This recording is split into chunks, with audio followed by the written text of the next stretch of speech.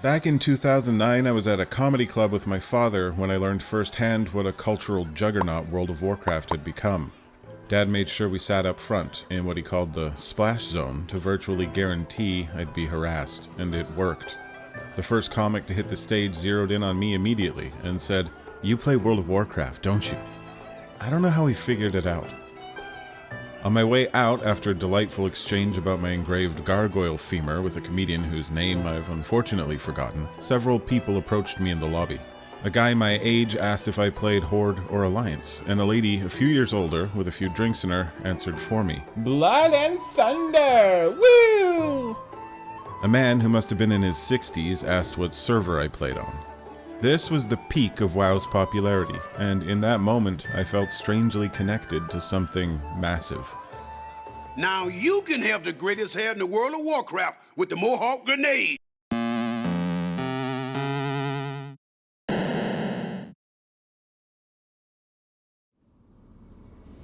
The time has come. The path opens. Before the plague of 2020 came, I hadn't touched World of Warcraft in more than 5 years. It is and always has been a game that asks for copious amounts of your time and attention. And even in a world where we're supposed to stay home as much as possible, that feels like a big ask. The big ask. Ask. The big ask. The K very clearly in that. Yes, the K. When I resubscribed late last year, I had an initial burst of sort of nostalgic joy, but my interest quickly waned. I was enjoying WoW, but not necessarily more than any other game in my backlog, and the subscription fee is kinda hard to justify. This is a problem the game has had for quite a while. Once upon a time, it thrived thanks to its community, or communities, as the guilds players formed became a big part of their social lives. These days, though, most guilds are more active on Discord than in guild chat, at which point it's very easy to jump between any number of games at a whim. WoW no longer has control over your friends list, so every game mode, from pet battles to PvP, has to compete with every game ever made for PC, many of which cost less than a single month of game time in Azeroth.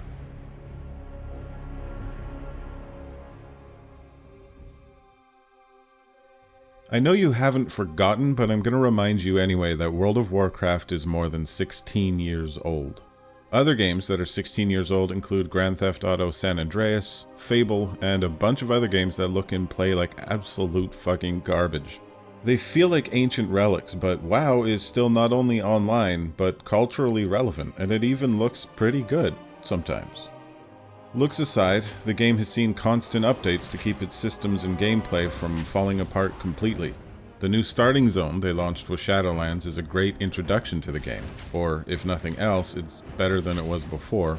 It's not quite as rich in lore or atmosphere as the old starting zones might have been, which is a shame, but it makes sure players experience important mechanics and get an accurate impression of how the game is going to work early on. The bulk of a new player's time leveling up will probably be spent in zones from the Battle for Azeroth expansion, where there are some great self-contained stories and even genuine laughs to be had. Legion would have been a better choice, but I can't fault Blizzard for just going with the most recent expansion. More importantly, you only have to play through one expansion to get to the end game. Before this, you essentially had to drag yourself through 7 different games, which felt completely disjointed and just bad. Why am I here? No, where are we? Not Blackrock. Once you've got your first max level character, you'll be able to pick one of WoW's old expansions for your next time through, if you want to, which gives you a massive number of options. The world, or worlds, are altogether absolutely huge. You can play through the game 10 times without having the same experience. It's kind of great. It's just not quite as good as basically every other role-playing game.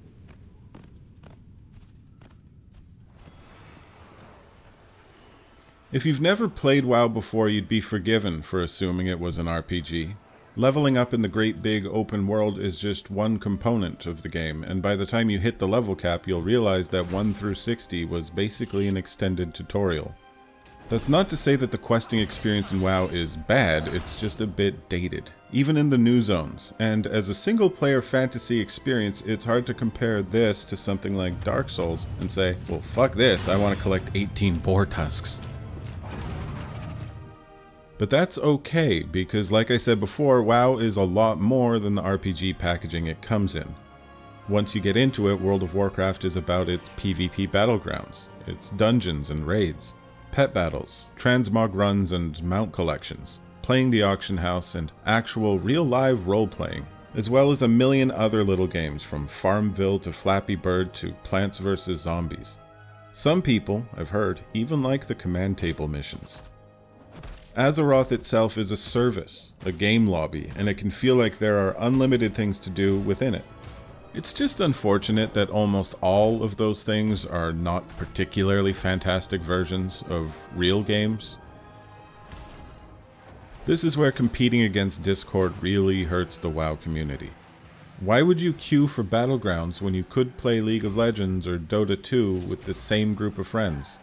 Why get together to bang out world quests in Maldraxxus when you could summon your bestie to help you out in Lordran instead? WoW doesn't have Pokemon rolled into it. It has a worse Pokemon rolled into it. Almost all of the myriad games available to you are mediocre versions of better games.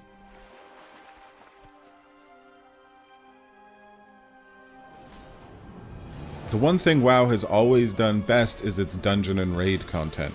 This is where you and a group of friends get together to defeat immensely powerful foes. Every player has a unique role to play, and you learn together and depend on each other to perform the choreography of these encounters correctly.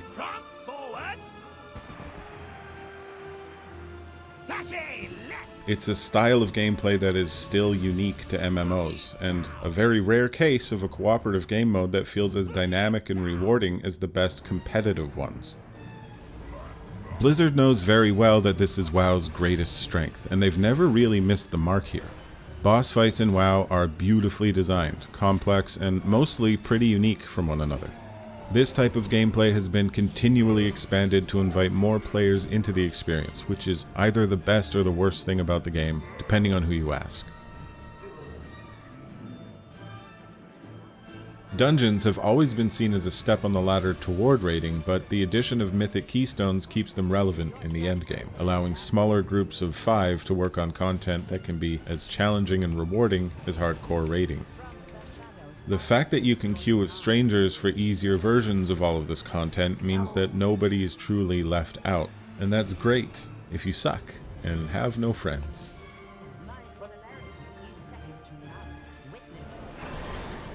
The biggest addition to the endgame with Shadowlands is Torghast, which is similar in design to Dungeons & Raids with a few very important distinctions.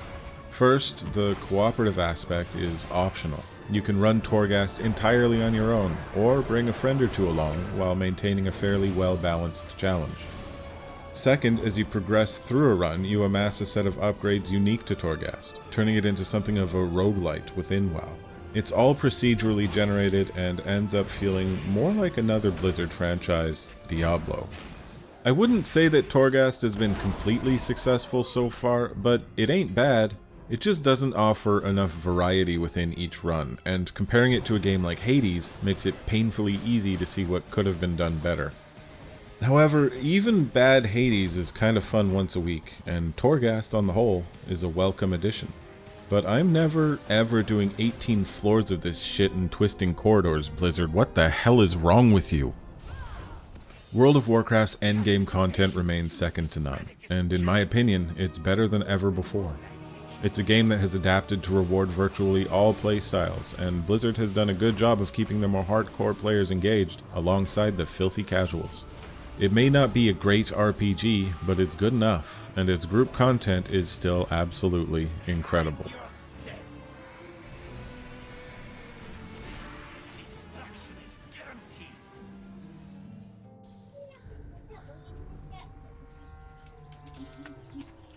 Oh, there's so many bunnies. So cute.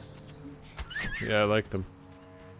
The thing that really got me back into Azeroth as a regular part of my week wasn't a new game mode or design decision, but my friends.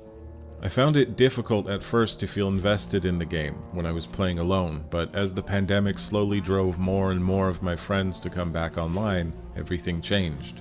We started getting together regularly, just to dick around and spend some time in a world full of things. Is this Vigil Kill a Refugee milking the horse right now? Because... Wait, what? I need to see what you're seeing. From this angle, Stop! it looks like he's milking the horse. Oh my, yes. But that's not where its nipples would be. That's something else. Yeah, that's, He's milking something. What? Look at the look on his face. Damn it! He's engaged in... Holy fuck, you guys. Oh fuck! Look at his face!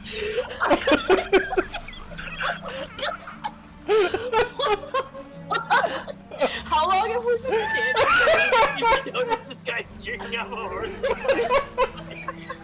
He's not happy about it. WoW may have trouble competing with other games when you compare each of its game modes to the very finest AAA comparable, but when you've got a good group to share your experiences with, it's hard to imagine a better game lobby to spend time in. WoW is still, across the board, one of the best games in the world to play with your friends, even if, in some cases, the background noises have changed over the years. Guys, stop touching. Oh my god, they're touching each other's penises. Hello? What?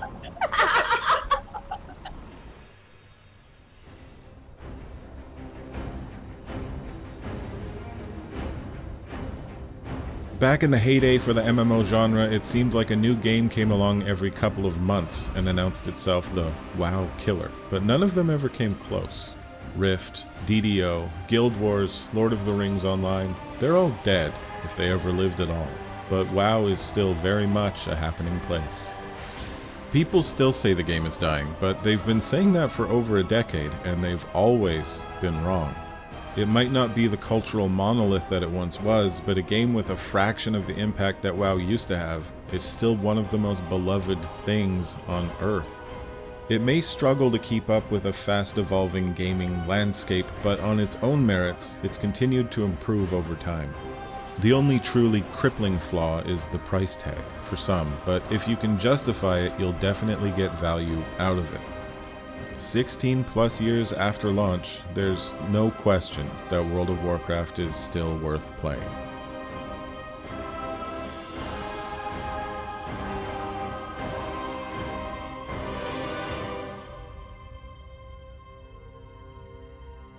Let me know what you think about Shadowlands in the comments. If you're looking for people to play with, check out my Discord community at discord.gamedink.com. We've got a lively guild up and running. I'll be working on a long overdue Dark Souls video next, so subscribe for more, and before I forget, tell your mother I love her.